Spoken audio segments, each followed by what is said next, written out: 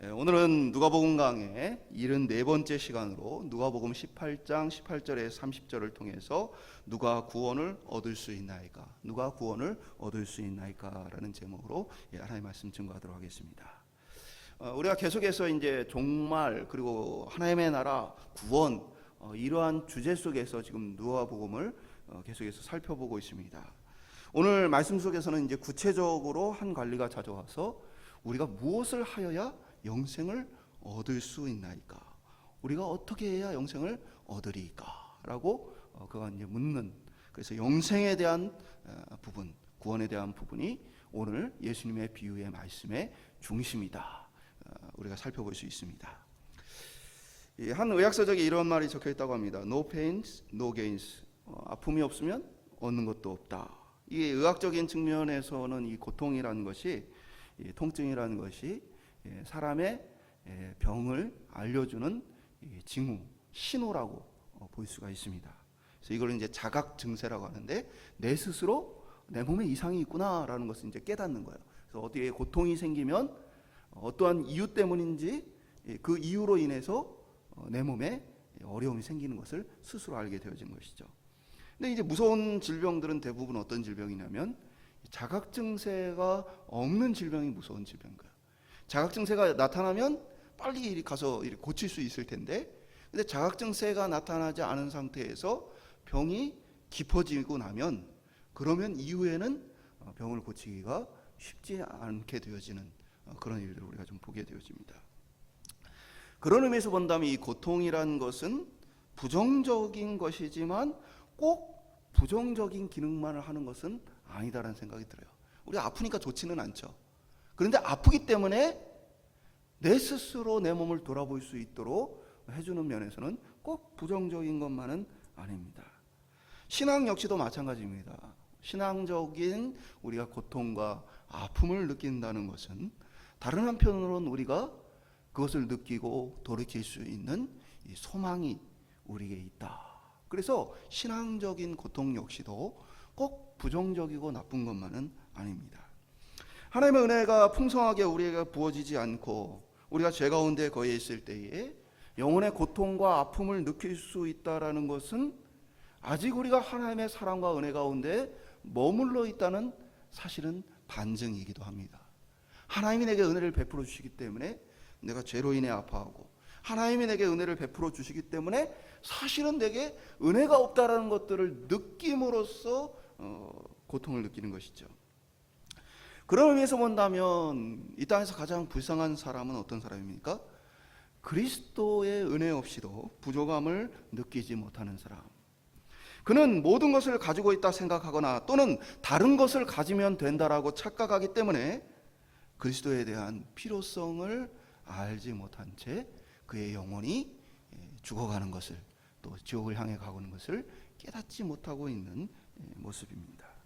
우리가 지난 시간에 살펴봤던 세리의 모습, 세리가 도덕적으로나 그의 삶에 어떻게 보면 바리새인보다 나은 것은 없습니다.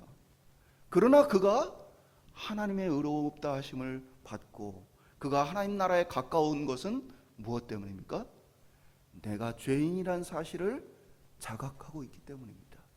죄로 인해서 그가 슬퍼하며 도움을 구해야 한다는 사실을 깨닫고 있기 때문입니다. 어린아이와 같은 모습이 아니면 천국에 합당하지 않다. 우리가 지난 시간 살펴봤는데 어린아이들은 모든 것을 받아들인다. 하나님의 나라와 복음을 그들은 받아들인다. 그러한 모습을 통해서 그러한 자들이 하나님 나라에 합당하다 살펴봤는데, 오늘은 하나님 나라에 합당한 모습, 영생을 얻기에 합당한 삶, 그것이 어떤 것인지 오늘 말씀을 통해서 조금 더 또 다른 차원과 또 깊이 있게 말씀을 전해주신 걸 통해서 오늘 본문을 통해 우리에게 영생과 구원 무엇인지 다시 한번 돌아볼 수 있기를 소망합니다. 첫 번째 한번 따라해 보겠습니다. 예수님께서 사랑하시는 자. 우리가 읽은 본문에는 그렇게 표현되어 있지 않지만 마태복음, 마가복음, 누가복음의 오늘 본문에 스토리가 다 기록이 되어 있습니다. 거기에 보면 다른 곳에는 예수님께서 사랑하시는 자라고 오늘 질문을 하는 사람을 표현합니다. 이 18절에 보면 어떤 관리가 주께 와 내가 무엇을 하여야 영생을 얻으리까 예수님께 질문을 합니다. 누가복음 이제 어떤 관리라고 표현이 되어 있고 마태복음 19장 20절에는 그를 청년이라고 표현이 되어 있습니다. 그리고 이제 우리 본문의 23절에 보면은 누가복음에 큰 부자임으로라고 기록된 걸 봤을 때 예수님께 찾아온 이 사람은 어떤 사람입니까? 이 사람은 청년이고 관리이고 부자입니다. 그러니까 한마디로 얘기해서 이 사람은 세상적으로 봤을 때 부족한 것이 없는 사람이에요. 돈도 많고 사회적인 지위도 있고 그리고 젊고 건강합니다. 그러니까 이 사람에게는 누가 봤을 때 부족한 것이 없는 사람이다 할 만한 사람이죠. 그런데 그러한 그 사람이 마가복음 10장 17절에 보면 그가 달려와라고 기록합니다. 그가 달려와 예수님께 급하게 뛰어왔다라고 기록을 합니다. 그러면서 오늘 본문에 보면 그가 예수님을 선한 선생님이여 라고 부르죠. 선한 선생님이여. 어떤 이들은 이게 사두개인이나 바리새인들과 같이 이 사람 역시도 어떻게 보면 이제 비꼬는 표현으로 이렇게 쓰는 것은 아니냐라고 이야기하는데 그렇지는 않습니다. 이 사람이 하고 있는 행동을 보면 또 예수님이 이 사람을 사랑하는 자라고 부르셨던 모습을 보면 이 사람의 행동은 좀 진실한 모습으로 지금 예수님을 진짜로 선한 분으로 여기고 예수님께 찾아왔다는 것을 볼 수 있어요. 왜 그렇습니까? 이 사람이 사회적 지위가 있는 사람이고 또 많은 사람들이 주목하는 사람입니다. 그런데 이 사람이 어떻게 했어요? 예수님께 달려왔고 심지어는 마가복음 10장 17절에는 그가 예수님 앞에 꿇어 앉았다, 무릎 꿇었다라고 기록하고 있습니다. 그가 무릎을 꿇었어요. 이게 어느 시간이냐? 많은 사람들이 예수님 따라다니는 시간입니다. 그러니까 니고데모 같은 경우는 사실 그 영혼에 대한 갈급함 때문에 그가 바리새인임에도 불구하고 예수님께 질문하고 싶어서 어떻게 합니까? 남들이 보지 않는 어두운 시간에 예수님을 몰래 찾아와 질문하는 모습을 우리가 보게 되어져요. 근데 이 사람은 어떤 사람이에요? 지금 많은 사람들이 보는 앞에 달려와서 예수님 앞에 다 꿇어서 선한 선생님이여 내가 어떻게 하여야 무엇을 하여야 영생을 얻을 수 있습니까? 라고 질문합니다. 한마디로 얘기해서 사실 니고데모와 비교하자면 영혼에 대한 다급함과 간절함이 훨씬 더 심한 상태에 있는 모습을 우리가 보게 되어집니다. 얼마나 다급했는지 체면도 지위도 다른 사람들의 눈총도 생각하지 않고 예수님만 바라보고 달려왔던 이 사람의 모습 속에 예수님이 정답을 얘기해 주시지 않네요. 오늘 보면 그렇죠? 영생을 어떻게 얻습니까? 무엇 해야 합니까? 내가 길이요 진리요 생명이니 나로 말미암지 않고는 아버지께로 올 자가 없느니라. 예수님 이렇게 얘기하셔야 돼요. 나를 믿어야 구원을 얻는다. 나를 따르라 라고 말씀하셔야 되는데 예수님의 대답은 율법을 잘 지키라고 얘기를 하시는 겁니다. 계명을 지켜라. 특히 십계명 가운데 사람들의 관계 속에 지켜야 할 법에 대해서 예수님 말씀하십니다. 근데 예수님의 이 말씀을 들은 이 청년의 반응, 이 사람의 반응은 어떻습니까? 이 관원의 반응은 21절에 보면 여짜오되 이것은 내가 어려서부터 다 지키었나이다. 또 이것도 되게 부정적으로 보는 사람이 있어요. 뭐 율법을 누가 어떻게 다 지켜? 이렇게 생각할 수 있는데 교만이다, 자만이다 이렇게 보일 수 있는데 사실 본문의 맥락을 보면 그렇지 않습니다. 말씀드린 것처럼 이 사람은 진실한 마음으로 지금 예수님께 왔어요. 사람들의 눈총, 시선, 뭐 어떤 명예, 뭐 이런 거 다 떠나서 급하게 달려와 간절히 예수님께 진실함으로 호소하는 사람이에요. 이 사람이 스스로 내가 어려서부터 이것들을 다 지켜왔습니다 라는 말은 진정성이 있는 표현입니다. 이러한 모습으로 그를 우리가 평가해 본다면 어떻겠습니까? 유대의 율법에 익숙하고 많은 사람들로부터 당연히 존경과 칭송을 받는 사람이었을 것입니다. 많은 사람들은 이러한 사람 진짜 구원 얻은 사람이다 라고 생각했을 것입니다. 그런데 문제는 어디에 있습니까? 많은 사람들은 이러한 사람의 모습을 보면 이 사람의 모습 부족한 게 하나도 없잖아요. 율법도 얼마나 잘 지킵니까? 어려서부터 진실하고 온전한 모습들을 봤어요. 그래서 사람들의 반응은 아마도 이러한 사람 진짜 하나님께 복 받은 사람이고 구원받은 사람이다라고 생각을 했을 겁니다. 그런데 그 스스로는 어때요? 영생에 대한 확신이 없는 것을 보게 되어집니다. 확신이 없는 정도가 아니라 지금 예수님께 달려와서 무릎 꿇을 정도로 괴롭고 답답한 상태에 있기 때문에 단순히 그냥 나중에 예수님한테 물어보자, 또 저녁 때에 돼서 몰래 한번 찾아가 보자, 그럴 정도가 아니고 당장에 달려가서 물어봐야 할 정도로 영생에 대한 깊은 고민과 고통이 그의 마음속에 있었다는 것을 보게 되어집니다. 오늘 우리 한국교회에 절실하게 필요한 것 중에 하나가 바로 이 영생에 대한 진지함입니다. 천국을 진짜 진지하게 생각을 하고 있는가, 그리고 그것에 대해서 간절하게 생각하고 있는가, 이 관원과 같이 영생에 대한 관심을 가지고 살아가고 있는가. 많은 사람들은 사실은 이러한 생각 갖지 않고 살아갑니다. 많은 사람들, 심지어 교회 안에 있는 사람들도 영생이나 천국, 하나님의 나라에 대한 간절함이 없는 사람들이 얼마나 많은지 모릅니다. 그는 최소한 영적인 감각이 살아있고 영적인 고통을 느낄 수 있는 사람이었습니다. 말씀드린 대로 그는 부족함이 없는 사람임에도 불구하고 그의 부족한 것이 있다면 무엇입니까? 영생이었습니다. 만약에 그가 지식을 구하는 수준이었다면 그 정도까지 예수님께 달려오진 않았을 거예요. 율법에 대한 많은 지식이 이미 그에게 있었습니다.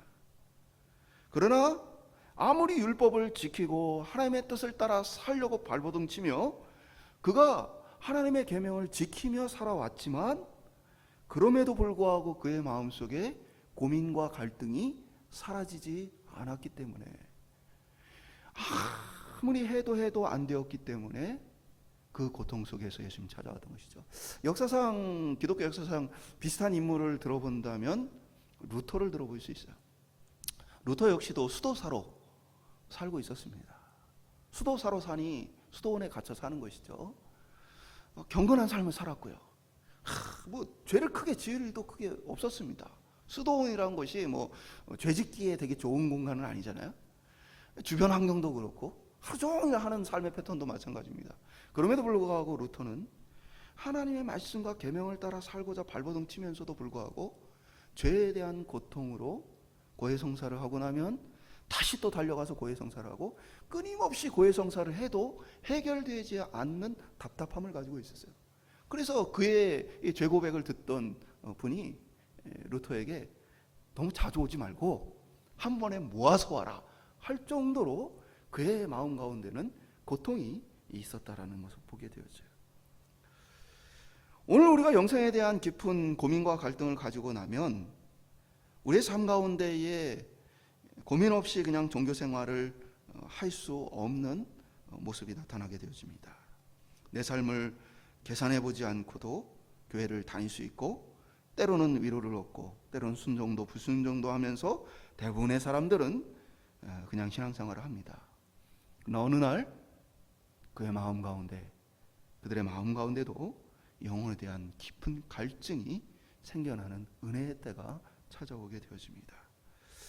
사랑하는 성도님들, 죄에 대한 문제로 깊이 있게 절망해보고 힘겨운 시간들을 가져보셨는지, 두려워서 떨어보셨는지, 아직도 영생에 대한 갈급함과 정말 간절함으로 고통을 느끼면서 주님 앞에 나아가고 있는지, 오늘 저희들의 삶을, 또 저희들의 생각을, 신앙을 돌아볼 수 있는 은혜가 있기를 소망합니다.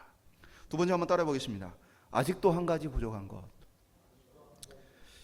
22절에 율법을 다 지켰다라고 말하는 이 관원을 향해서 예수님이 이렇게 말씀하십니다. 예수께서 이 말을 들으시고 이르시되 내게 아직도 한 가지 부족한 것이 있으니 내게 있는 것을 다 팔아 가난한 자들에게 나눠주라.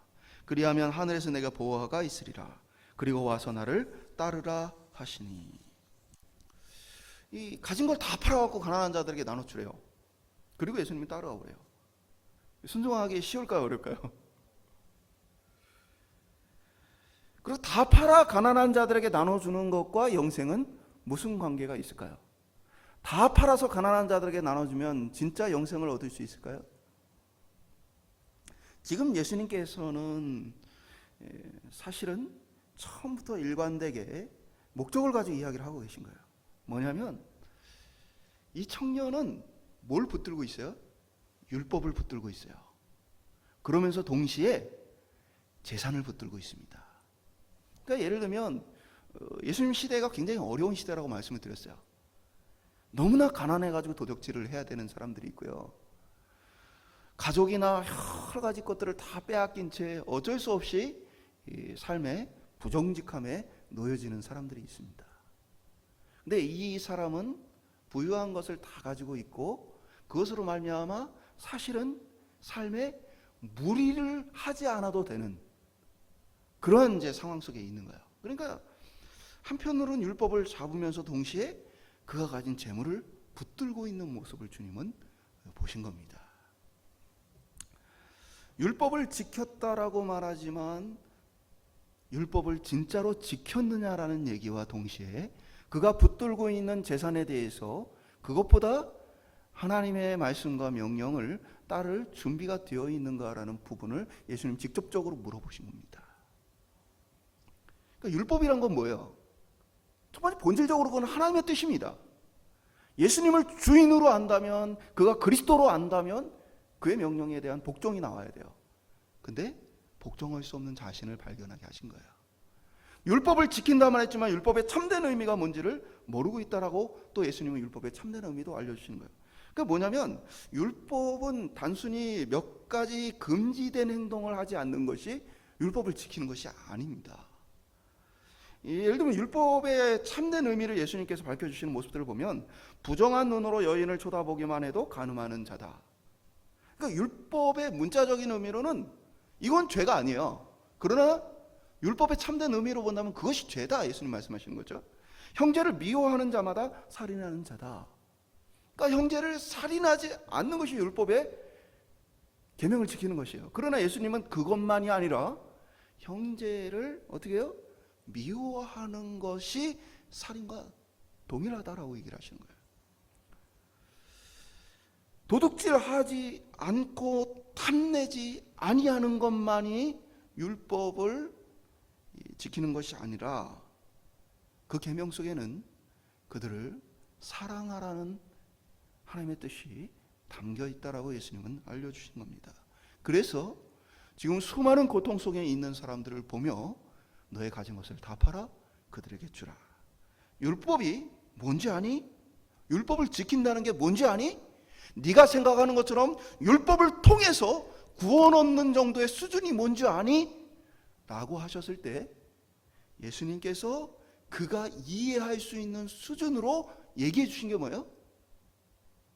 모든 걸 다 팔아 가난한 자들에게 나눠주는 정도가 율법을 지킨다 할 만한 정도다라고 예수님 얘기를 하신 거예요.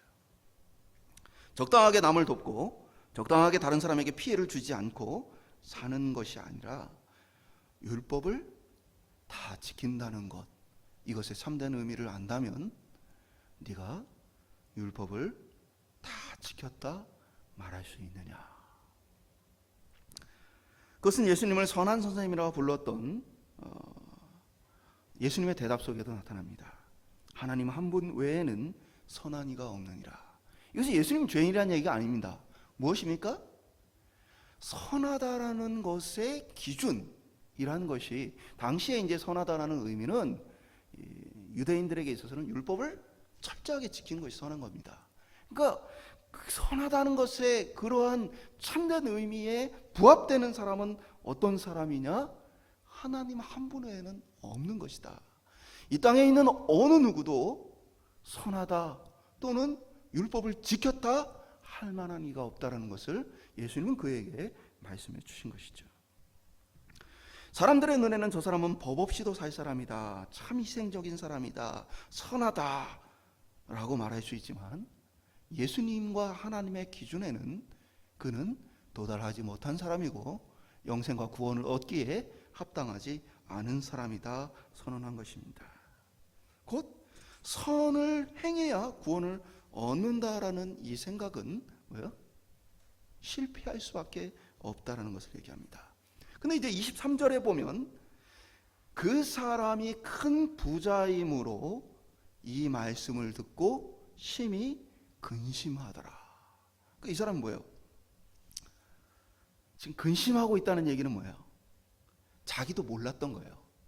자기도 예수님이 자신의 이 영적 상태를 들추어내기 전까지는 몰랐던 거예요.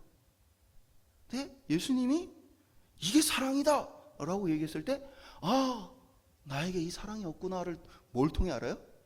근심하는 자신을 통해 알아요. 메시아, 하나님이신 예수님, 하나님의 뜻을 전하시는 그가 선생님으로 또는 선지자로 알 수도 있겠죠. 그러나 그 말이 진실하다라고 여겼다면 그것은 하나님의 말씀과 크게 다르지 않게 다가왔을 거예요. 근데 그 말씀 앞에서 뭐하고 있는 자신을 발견해요? 고민하고 있는 자신을 발견하게 되어지는 것입니다. 24절 25절 예수님 이렇게 말씀하시죠. 재물이 있는 자는 하나님의 나라 들어가기가 얼마나 어려운지 낙타가 바늘귀로 들어가는 것이 이 부자가 하나님의 나라 들어가는 것보다 쉬운 일을 하시니라. 이 부자가, 그러니까 지금 이 사람의 영적 상태로는 뭐예요? 구원을 얻는 것이 어떻다는 거예요? 쉽지 않다는 거예요. 예수는 그를 사랑하시지만, 그의 진실함을 아시지만, 그러나 그가 지금 추구하고 있는 삶으로는 구원 얻는 것이 결코 쉽지 않다. 지금의 영적 상태로는 쉽지 않다. 그러면서 이 바늘귀에 대한 큰 해석이 두 가지가 있습니다. 바늘귀라는 것이 이 바늘 속에 이렇게 바늘을 끼우는, 이제 우리는 이제 귀라고 표현하고, 이제 서양이나 다른 곳은 눈이라고 표현을 합니다. 그래서 바늘 눈, 그 구멍으로 낙타가 들어가는 것은 불가능하죠. 그렇게 해석도 하고, 다른 하나는 당시 이제 바늘귀라는 표현을 작은 성문으로 비유하는 표현이었습니다. 뭐냐면 성에 적들이 쳐들어오면 안 되기 때문에 성문은 저녁이 되면 닫아버립니다. 그런데 급하게 전령이 온다든가 뭐 위기를 만난 사람이 온다든가 성문을 열어줘야 할 만한 그런 상황이 발생할 수 있잖아요. 예를 들면 이제 성 안에서도 어떤 사람이 갑자기 아파서 성 밖에 어떤 뭔가를 구해러 가야 하던가 뭐 그런 상황도 생길 수 있잖아요. 그렇기 때문에 큰 성문을 열면 숨어있던 적들이 들어올 수 있는 위험이 있기 때문에 성에는 항상 아주 작은 문을 만들어 두었습니다. 이 문은 사람, 어린 이렇게 아이들보다는 조금 큰 그런 정도의 규모입니다. 그래서 많은 사람들이 한꺼번에 왔다 갈 수도 할 수 있는 것이 아니라 성인이 몸을 숙여서 조심스럽게 나가야 하는 정도의 크기입니다. 그런데 큰 낙타가 이 바늘귀로 바늘문으로 들어오기 위해서는 어떻게 해야 합니까?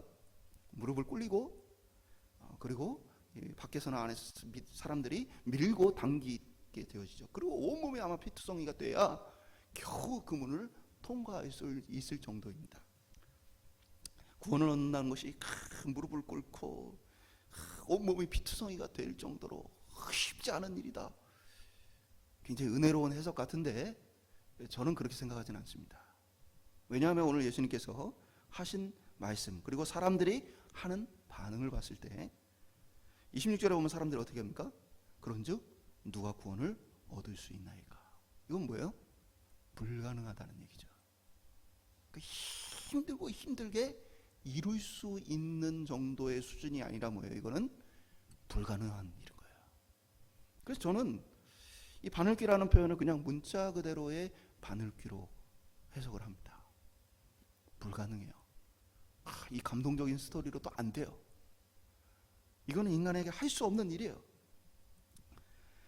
하나님 한 분 외에는 선한 이가 없다라고 선언을 했어요. 그렇기 때문에 하나님 한 분 외에는 구원과 영생에 합당한 존재가 없어요. 불가능해요. 율법이 우리에게 알려주는 것이 있다면 하나님의 의의 기준을 알려주는 겁니다. 그것은 모든 소유를 다 팔아 가난한 자에게 나눠주는 정도를 얘기하는 겁니다. 마태복음 5장 39절에 42절에 보면 나는 너희에게 이르노니 악한 자를 대적하지 말라. 누구든지 내 오른뺨을 치거든 왼뺨도 돌려대며 또 너를 고발하는 속옷을 가지고자 하는 자에게는 겉옷까지 가지게 하며 또 누구든지 너로 억지로 오리를 가게 하거든 그 사람과 심리를 동행하고 내게 구하는 자에게 주며 내게 꾸고자 하는 자에게 거절하지 말라. 이 말씀대로 산다는 건요 결코 쉬운 일이 아닙니다. 사실은 불가능한 일입니다. 이 땅을 이렇게 살아갈 수 있는가? 그리고 심지어는 한 번도 실수하지 않고 이렇게 살 수 있는가? 야고보서 2장 10절에 보면 누구든지 온 율법을 지키다가 그 하나를 범하면 모두 범한 자가 되나니. 그러니까 율법 중에 하나를 한 번 범하면 모든 율법을 범한 자가 된다. 그거는 죄의 값은 사망이고 죄가 크다 적다 인간의 편에서 생각할 수 있지만 하나님 편에서는 죄는 크거나 작거나 다 사망이다 라고 말하는 것입니다. 갈라디아서 2장 16절은 율법의 행위로서는 의롭다함을 얻을 육체가 없느니라. 없다라고 분명하게 선언을 하고 있어요. 예수님의 말씀은 이 관리로 하여금 자신의 한계를 분명하게 깨닫게 해주는 겁니다. 결론에 이르게 하는 거예요. 그런즉 누가 구원을 얻을 수 있나이까? 많은 사람들이 그 말씀을 들으며 누가 구원을 얻을 수 있느냐? 뭐예요? 지금 부자인 청년 관원은 뭘 느끼는 거예요? 내 힘으로 영생을 얻을 수 있는가? 라는 질문 앞에 그렇지 않다라는 것을 깨닫게 되어진 것이죠. 그럼 누가 구원을 얻을 수 있습니까? 27절에 보면 예수님도 아예 이렇게 선언을 해버리죠. 이르시되 무릇 사람이 할 수 없는 것을. 사람이 지금 할 수 없는 것은 어떤 것입니까? 여기에 이제 할 수 없다라고는 이제 표현되어 있는데 원문 자체로는 그냥 무능하다라는 뜻입니다. 능력이 없다. 그 사람은 능력이 없다. 예수님이 이렇게 그냥 직접적으로 얘기를 해주신 거예요. 그러니까 예수님이 무엇을 하여야 영생을 얻을 수 있습니까? 라는 그 질문 앞에 무엇을 해야 되는 게 아니고 나를 믿어야 된다라고 말씀하신 게 아니고 어떻게 한 거예요? 그가 붙들고 있는 것에 대해서 그것이 얼마나 구원에 무능력한 것인지 쓸데없는 것인지 그것에 대해서 뭐예요? 스스로 먼저 깨닫게 하신 겁니다. 왜? 지금 붙들고 있는 그것을 놓지 않으면 구원으로 이르는 길은 그에게 불가능하다라고 말씀하시는 거예요. 마치 우리가 동화 같은 곳에 보면 조그만 구멍 안에 무언가를 손을 넣어서 쥐었을 때 그것을 놔야만 손이 빠져요. 그런데 그것을 쥐고 손을 다 빼려고 하는 그 사람과 같이 자신이 의지하고 있는 것, 자신이 바라보고 있는 것을 내려놓지 않고는 구원은 어불성설이다. 그래서 주님은 뭐 하신 거예요? 네가 지금 붙들고 있고 의지하고 있는 것, 율법, 너의 재물, 그것으로는 구원을 얻을 수가 없다라고 분명하게 선언을 하신 것이죠. 그러나 세상의 종교는 인간의 노력으로 구원한다는 메시지를 계속해서 던져줍니다. 지혜를 얻고 깨달음을 얻어서 때로는 스스로 고행을 해서 그렇게 인간성을 바로잡고 그것으로 구원을 이룬다라고 생각을 합니다. 어떠한 종교는 선한 일과 악한 일 중에 마지막 때에 저울로서 달아봄으로써 선한 일을 많이 한 사람은 구원을 얻고 선한 일이 적은 사람은 지옥에 간다 가르치기도 합니다. 그러나 이러한 모든 가르침은 성경으로부터 벗어난 가르침입니다. 그것은 기독교적인 가르침과 본질적으로 다른 가르침입니다. 예수님의 방식은 철저하게 인간의 노력과 인간의 애씀으로는 아무도 구원 얻을 자가 없다. 인간은 무능력하다라는 것이 오늘 주님의 말씀인 것입니다. 오늘 저와 여러분이 내 스스로를 바라보며 내가 무언가를 의지하고 있는 것들을 좀 바라보면서 혹시 내가 하나님보다 그것을 더 의지하거나 더 귀하게 여기고 있는 것은 아닌지 돌아볼 수 있기를 소망합니다. 마지막으로 따라해 보겠습니다. 오직 하나님이 하시는 일. 그러면 인간이 무능력해요. 그러면 어떻게 합니까? 누가 어떻게 구원을 얻을 수 있습니까? 예수님은 27절에 어떻게 대답했어요? 무릇 사람으로는 할 수 없으나 하나님으로는 할 수 있느니라. 사람은 무능력하지만 하나님은 능력이 있으시다 라고 말씀하십니다. 곧 영생은 오직 하나님께서 주시는 것이라는 얘기를 하는 겁니다. 그러나 많은 사람들이 이 말 뒤에 숨어 이 말의 참뜻을 알지 못합니다. 자신이 의의 앞에서, 자신이 죄 앞에서 철저하게 절망해보지 않은 사람은 구원이 무엇인지를 사실 모릅니다. 하나님이 그냥 선물로 주셨어. 그게 아니고요. 예수님은 뭘 얘기하는 거예요? 철저하게 내가 구원을 이룰 수 없다는 사실을 깨달았고, 내가 의지하던 것들을 내려놓을 때에 비로소 뭡니까? 하나님을 완전하게 의지할 수 있다, 이 얘기를 하시는 거예요. 인간은 본능적으로 하나님이 아닌 자기 자신을 의지하게 되어 있어요. 그것이 바로 인간 죄의 반역의 본성입니다. 아담이 하나님과 같이 되어지려 했던 마음, 그것은 뭐예요? 내 인생을 하나님께 의탁하지 않고 내 인생을 내 뜻대로 살고자 하는 것이고, 하나님의 주인 되심이 아니라 내 삶의 주인이 내가 되고 싶었던 모습입니다. 인간의 죄의 본성이 그와 같기 때문에 인간은 하나님을 신뢰한다는 것이 사실은 상당히 어렵습니다. 그리고 전적으로 하나님을 전적으로 의뢰한다는 것은 사실 인간 본성의 불가능에 가까운 것입니다. 불가능이라고 말할 수 있는 것이죠. 나의 행위에 따라, 나의 감정에 따라 우리는 우리 자신을 의지합니다. 신앙생활 하면서도 내가 최근에 조금 신앙생활을 잘하는 것 같다, 내가 헌신을 잘하고 봉사를 잘하고 다른 사람들에게 좀 잘하고 있으면 내가 좀 구원을 얻을 것 같은 마음이 들고, 그리고 내가 좀 죄를 짓거나 갈등이 생기거나 어려움이 생기면 이런 내가 구원을 받을 수 있을까? 그러니까 우리 속에는 계속해서 뭐가 일어나고 있어요? 반역의 본성이 나타나요. 하나님을 의지한다 말하지만 사실은 나를 의지하면서 나의 상황과 형편에 따라서 영생의 문제를 오락가락하는 우리 자신의 죄의 본성의 모습이 계속 드러난다는 것입니다. 우리 육신의 생각이 철저하게 부서지기 위해서는 하나님이 우리 속에 일하셔야만 하는 것입니다. 우리의 마음이 무너지고 실패하기 때문에, 너무 어렵기 때문에 그것이 불가능하다고 생각하는 것은 아닙니다. 힘들기 때문에, 어렵기 때문에, 그것이 아니라 은혜가 아니면 우리의 영생은 불가능하다, 어려운 일이 아니라 전혀 안 되는 일이다 라는 부분을 느껴야만 합니다. 이것이 바로 하나님의 은혜를 깨닫는 거예요.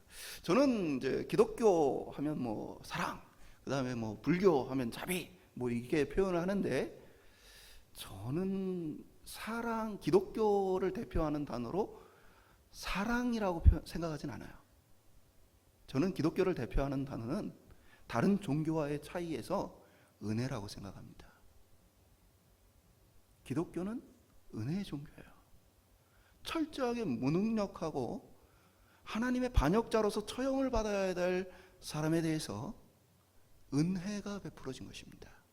그가 노력을 해서, 그가 뭔가를 해서, 그래서 은혜를 입은 것이 아니라, 은혜란 건 뭐예요? 값없이, 대가 없이 일방적으로 베풀어진 것입니다. 물론 뭐 그 은혜를 사랑이라고도 표현할 수 있겠죠. 그러나 다른 종교와 비교해서 기독교적인 특징을 이야기한다면 그것은 은혜다라고 생각을 하는 거예요. 지난 시간에 세리의 모습이 그와 같은 거죠. 스스로 능력이 있다고 자만하지 못합니다. 좌절합니다. 사람들에게도 외면받습니다. 그러니까 오히려 세상에서 손가락질 받고 사람들이 어떻게 보면은 그를 인정해주지 않지만, 그 자신도 그것 때문에 괴롭지만, 그가 바리새인보다 나은 것은 스스로의 무능력함을 깨달았다. 그것이 바로 천국에 더 가까운 삶인 것입니다. 많은 죄를 짓고도 많은 사람들이 깨닫지 못합니다. 그러니까 죄를 지었다고 해서 사람이 자신이 죄임을 깨닫는 건 아니에요. 죄를 짓고도 핑계를 대면서 양심에 화인 맞은 사람들이 있어요. 왜요? 난 이랬기 때문에 어쩔 수 없었어. 그 당시에는 내가 이런 상황이었잖아. 그 사람은 그래도 그런 상황이고 나는 그러니까 이 정도는 괜찮아. 내 권력을 지키기 위해서, 내 자식과 내 삶을 지키기 위해서는 어쩔 수 없었어. 많은 부분에서 사람은 죄에 대해서 인정하고 돌이키기보다는 여러 가지 핑계를 만들어서 자신의 양심을 마비시킵니다. 스스로 합리화하면서 회개 기회를 얻지 못하는 사람들이 얼마나 많은지 모릅니다. 죄를 많이 지었다고 그가 죄를 깨닫고 자신의 영혼 상태를 아는 것은 아닙니다. 세리에게 있어서 은혜인 것은 하나님 앞에 죄인임을 고백하며 하나님의 은혜를 구했다는 것이 그의 천국에 가깝다고 우리가 그를 평가할 수 있는 이유인 것입니다. 반대로 거룩한 삶을 살면 다 착각에 빠지느냐? 그것도 아닙니다. 거룩한 그리스도인의 경우에는 작은 죄에도 민감하게 반응하며 겸손히 구원의 길을 따라가는 삶을 삽니다. 많은 사람들이 말하는 칭찬에 자기 마음을 빼앗기지 않고, 많은 사람들이 추켜 세워주는 것에 자만하지 않고, 하나님 앞에서 자신을 처지를 알고 깨달아 은혜를 구하는 사람이에요. 그가 죄를 많이 지어서가 아니라 남들이 봤을 땐 사람 다 그럴 수 있지, 아니 뭐 나도 그런데? 라고 얘기를 하더라도, 나보다 나은데? 라고 얘기를 하더라도 그는 하나님 앞에서 이 작은 죄로 말미암아 고통하며 하나님의 은혜를 구할 줄 아는 사람이라는 것이에요. 이것은 성령께서 은혜로 우리를 깨닫게 하시는 것으로 가능하기 때문에 그렇습니다. 사람이 스스로 깨닫는 게 아니에요. 사람이 스스로 알 수 있는 게 아니에요. 예를 들면 우리가 반성과 회개를 자꾸 비교를 하게 될 때, 반성이라는 건요, 인간 스스로 할 수 있는 거예요. 내가 생각했을 때 이거 잘못했다. 내가 이거 생각했을 때 이거 좀 돌이켜야 되겠다.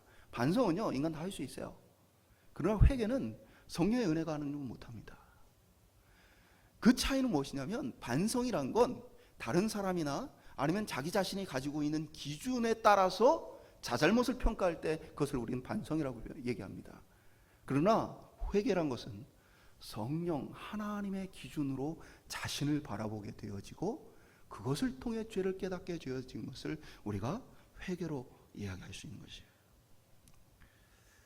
오늘 보면 이 사람에게 모든 것을 다 팔아 가난한 자들에게 주어라 라고 예수님 말씀하셨어요. 그러면 우리 이런 질문을 던지세요. 그럼 다 팔아서 가난한 자들에게 주면 구원을 얻을 수 있을까요? 사실 그 생각을 가진 사람이 있어요. 28절에 보면 베드로가 이렇게 말합니다. 예수님을 따르는 제자들은 모든 것을 버리고 예수님을 따르고 있습니다. 바로 우리가 지금 그렇게 하고 있습니다 라고 베드로가 얘기해요. 왜 이렇게 얘기했겠어요? 칭찬 듣고 싶었던 거죠. 우리는 구원에 합당한 사람이라는 얘기를 듣고 싶어요. 사실 예수님이 이제 그것에 대해서 막 그렇게 길게 얘기하지 않고 그냥 이렇게 짧게 대답을 하십니다. 29절 30절에 보면 이르시되 내가 진실로 너희에게 이르노니 하나님의 나라를 위하여 집이나 아내나 형제나 부모나 자녀를 버리는 자는 현세의 여러 배를 받고 내세의 영생을 받지 못할 자가 없느니라. 이 말씀을 잘못 생각하면 한 번 재산을 다 갖다 바치면 구원을 얻는다 오해할 수 있어요. 그러나 제자 가운데 누가 있어요? 우리의 산 증인이 있잖아요. 가룟 유다가 있잖아요. 가룟 유다 역시도 예수님 따를 때는 다 버리고 따랐어요. 그러나 어떻게 했습니까? 재산을 관리하면서 착복하고 예수님을 따르면서도 불구하고 계속해서 뭡니까? 세상을 향한 그의 욕심을 버리지 못한 모습을 보게 되어집니다. 그래서 성경은 어떻게 평가하고 있습니까? 차라리 나지 않는 것만 못하다라는 평가를 하고 있습니다. 그러니까 한마디로 얘기해서 재산을 다 팔아서 가난한 자들에게 나눠준다고 해서 구원을 얻는 것은 아니다라는 것을 보여줘요. 이 말씀을 또 잘못 생각하면 이 예수님의 말씀을 마치 이 땅에서 투자를 하듯이, 예수님 뭐라고 얘기했어요? 현세의 여러 배를 받고. 그래서 이 투자를 하는 거죠. 내 재산을 예수님께 투자를 해서 현세의 여러 배를 불려가지고 더 잘 살아야 되겠다. 이게 또 잘못된 평가예요. 지금 예수님 하고 계신 말씀의 지금 중심 주제가 어디에 있어요? 구원과 영생에 있습니다. 그러니까 예수님의 이 대답은 무엇과 연결되는 거예요? 현세에서 여러 배를 받고 이러한 부분도 뭐예요? 구원과 관련된 답변이라는 거예요. 그것은 하나님의 은혜로 구원을 받게 되어진다라는 부분을 이야기하는 거예요. 결단과 각오를 주시는 것도 하나님의 은혜이다. 다만 이것은 재물에 대한 이야기가 아니라 우리 삶 전반에 대한 이야기다라는 걸 예수님 하고 있어요. 뭐냐면 지금 모든 것을 다 버리고 예수님 따릅니다 라고 얘기했을 때 재산 얘기가 지금 나왔잖아요. 근데 그것을 한정되지 않도록 예수님 뭐예요? 형제, 부모, 자녀라는 표현을 추가하셨어요. 그것은 그러면은 재산과 형제, 부모, 자녀만 버리면 되느냐? 그거 아니죠. 우리 잘 아시듯이 이것은 모든 것을 지금 대표하는 것입니다. 지금 자신이 의지하고 귀하고 가치 있게 생각하는 모든 것보다 뭡니까? 그리스도를 귀하고 가치 있게 여기는 것, 하나님을 귀하고 가치 있게 여기는 것, 그것이 바로 구원받는 영생의 삶이다. 나의 노력만으로 변화되지 못합니다. 하나님께서 우리 가운데 일해 주셔야만 합니다. 우리의 무능력이 하나님의 능력으로 변화를 받아야만 합니다. 우리가 계속해서 하나님을 찾고 구해야 할 이유가 여기 있습니다. 이것은 어느 순간에 짠 하고 완성되는 일이 아니라 날마다 하나님의 능력으로 사는 사람들에게 나타나는 일입니다. 말씀 맺도록 하겠습니다. 저도 솔직히 오늘 예수님의 말씀을 기준으로 생각한다면 말로는 쉽지만 내 삶에 예수 그리스도가 전부다? 감히 그렇게 얘기할 수 있을까? 내 욕심, 자존심 이런 것들이 다 죽고 완전하게 그리스도 앞에 항복을 했느냐? 그렇지 못하다는 것을 너무 자주 깨닫게 되어집니다. 그렇기 때문에 뭡니까? 여전히 나는 하나님 은혜가 필요한 사람이라는 거예요. 수없이 넘어지고 실패할 수 있어요. 내가 주님을 따라야 하는데 그러지 못하는 나를 발견하는 거예요. 그것 때문에 괴롭고 답답한 일을 보게 되어지는 겁니다. 그것이 꼭 부정적인 것은 아닙니다. 영혼에 대한 고통을 느끼는 것, 그것이 바로 영적인 자각증세입니다. 내가 고침을 받아야 되겠구나. 내가 하나님의 은혜를 입어야 되겠구나. 우리가 우리의 죄 때문에 괴로워하는 것은 부정적인 일이 아니라요, 하나님이 아직 나를 붙들고 계시다라는 반증이라는 사실이에요. 그것은 우리의 본성에 비추어 결코 쉬운 일은 아닙니다. 우리는 하나님보다는 우리 자신을 의지하고 싶어 합니다. 계속해서 나를 의지하고 싶어 합니다. 오늘 저와 여러분들 속에서 변화가 일어날 수 있기를 소망합니다. 우리의 교만이 무너지는 자리에서, 우리가 붙들고 의지하는 것들이 무너지는 그 자리에서 하나님의 은혜를 우리는 경험하게 되어질 것입니다. 그리고 오늘 저와 여러분이 그 하나님의 은혜와 그 능력으로 구원을 얻는 영생의 삶을 살 수 있기를 소망합니다. 이 땅에서뿐 아니라 영원한 하나님 나라 천국이 보장되어지고 약속받은 백성으로 우리가 살 수 있기를 주님의 이름으로 축원드립니다.